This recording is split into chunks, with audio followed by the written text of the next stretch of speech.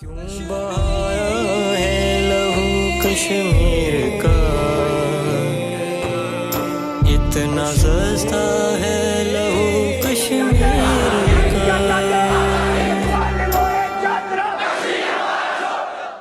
یقیناً 27 اکتوبر ایک تاریخ دن ہے پاکستان کی تاریخ میں اور جموں کشمیر کی تاریخ میں۔ یہ وہ دن ہے جب ہندوستان نے اپنی افواج کے ذریعے مقبوضہ جموں کشمیر، جس کا جو علاقہ ہے، اس کے اوپر یلغار کی اور اس کے بعد اسے زبردستی اپنا حصہ بنانے کی کوشش کی۔ جواز اس وقت یہ بنایا کہ پاکستان کی طرف سے کچھ لوگ جو ہے وہ حملہ آور ہو چکے تھے، تو ان کے لیے مجبوری بن گئی تھی کہ وہ مہاراجہ کی اپیل کے اوپر اس علاقے کو بچائیں۔ اور دوسری طرف یہ تھا کہ مہاراجہ سے انہوں نے ایک جعلی ایکسیشن انسٹرومنٹ کے اوپر دستخط کروائے، لیکن تاریخ دانوں نے تحقیق کی اور ثابت کر دیا ہے کہ بھارت کے یہ دونوں جواز غلط تھے۔ مثال کے طور پر جون سے لے کر اکتوبر تک وہ پہلے ہی سویلین کلوتھس میں پنجاب سے، کپورتھلا سے اور پٹیالہ سے بہت سی فوجیں اس علاقے میں منتقل کر چکے تھے، اور اس کے بعد RSS راشٹریہ سوائم سیوک سنگھ جو ڈوگرا فوج ہے، اور اس کے بعد INA انڈین نیشنل آرمی، اور ان کے جو سکھوں کے جتھے وہاں موجود تھے۔ تو یہ پہلے سے ہندوستان وہاں فوج کشی کر چکا تھا اور ایک منظم منصوبہ بنایا جا رہا تھا۔ تو یہ اس نے تمام بین الاقوامی قوانین کو بالائے طاق رکھ کے کشمیر کے اوپر حملہ کیا، اس کے اوپر زبردستی قبضہ کیا۔ آج تک اس ایک حصے پر بھارت کا قبضہ ہے، ناجائز قبضہ ہے، جسے ایک اعتبار سے اقوام متحدہ مسترد کر چکی ہے، کیونکہ اقوام متحدہ نے اس کے بعد 12 قراردادیں پاس کی سلامتی کونسل نے۔ انہوں نے کہا ہے کہ یہ ایک متنازع علاقہ ہے، پورے کا پورا آزاد کشمیر اور مقبوضہ جموں کشمیر، اور اس علاقے میں رائے شماری ہونی چاہیے۔ اس میں گلگت بلتستان میں شامل ہے کہ ان علاقوں میں رائے شماری ہونی چاہیے، اور اس رائے شماری کے فیصلے کے تحت کشمیر کے لوگ اپنی تقدیر کا فیصلہ کریں گے۔ ہندوستان اس کی راہ میں آج تک رکاوٹ بنا ہوا ہے۔ اقوام متحدہ رائے شماری کے لیے تیار ہے، پاکستان تیار ہے، بین الاقوامی برادری تیار ہے، اہل جموں و کشمیر تیار ہے۔ ہندوستان اس رائے شماری کے سامنے ایک دیوار کی طرح کھڑا ہے، اور اس نے کئی حربے استعمال کیے ہیں، لیکن آج تک اہل جموں و کشمیر کا یہ عہد ہے تاریخ کے ساتھ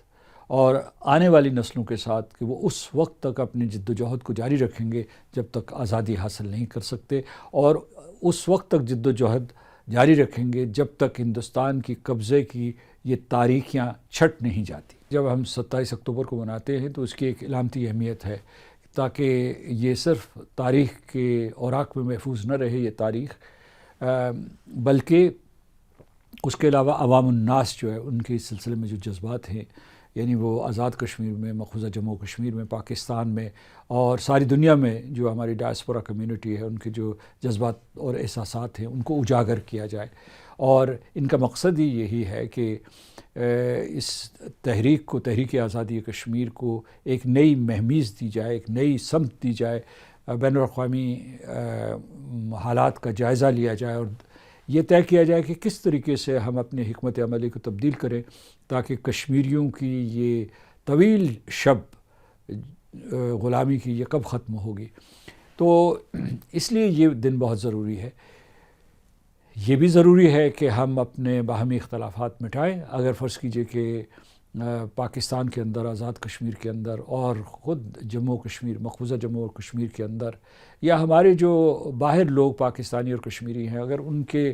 درمیان کسی قسم کے کوئی اختلافات پائے جاتے ہیں، فروعی اختلافات پائے جاتے ہیں، تو ان کو ختم کیا جائے، اظہار یکجہتی کی جائے، اور اس کے بعد مشترکہ پلیٹ فارم ڈھونڈے جائیں جن کے ذریعے ہم کشمیر کا مقدمہ دنیا کے سامنے پیش کر سکیں۔ بھارت نے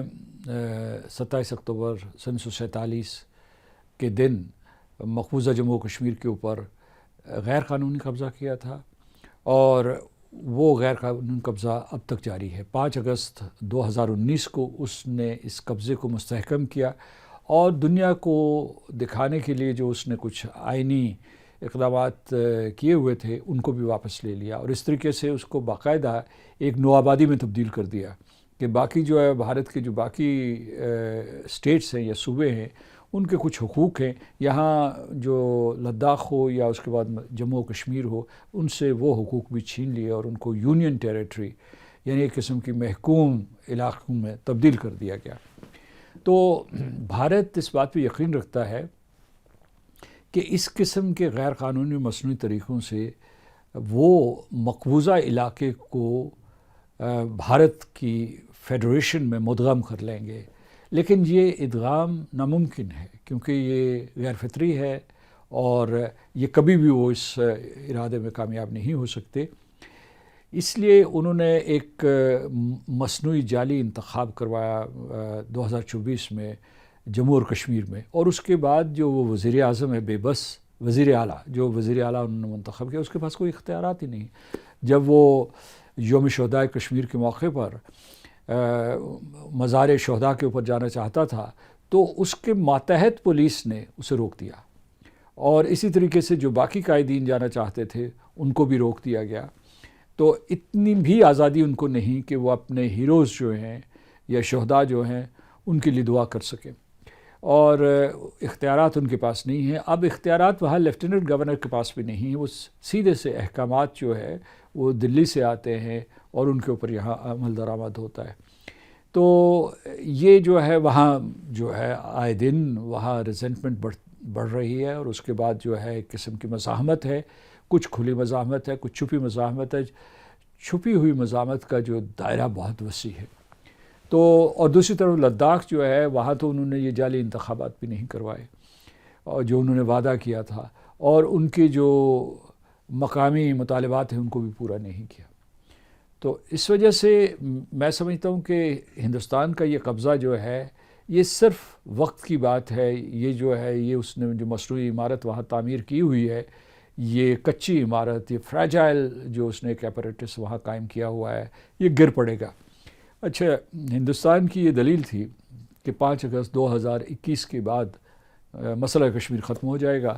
کیونکہ وہ ایسے اقدامات کریں گے تعمیر و ترقی کے لیے، اور اس کے بعد جو ہے آبادی کا تناسب کچھ اس طریقے سے تبدیل کریں گے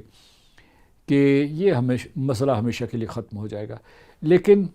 اگر یہ بات درست ہے تو 2019 سے لے کر اب تک جو ہے وہاں 10 لاکھ فوجی کیا کر رہے ہیں؟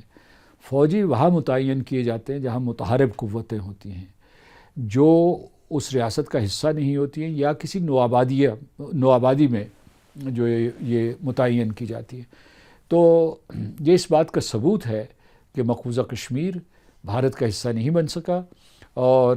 جو اقوام متحدہ کی قراردادیں ہیں اور انڈین انڈیپینڈنس ایکٹ آف 1947 کے تحت کشمیریوں کو ان کا حق خود ارادیت دینا چاہیے۔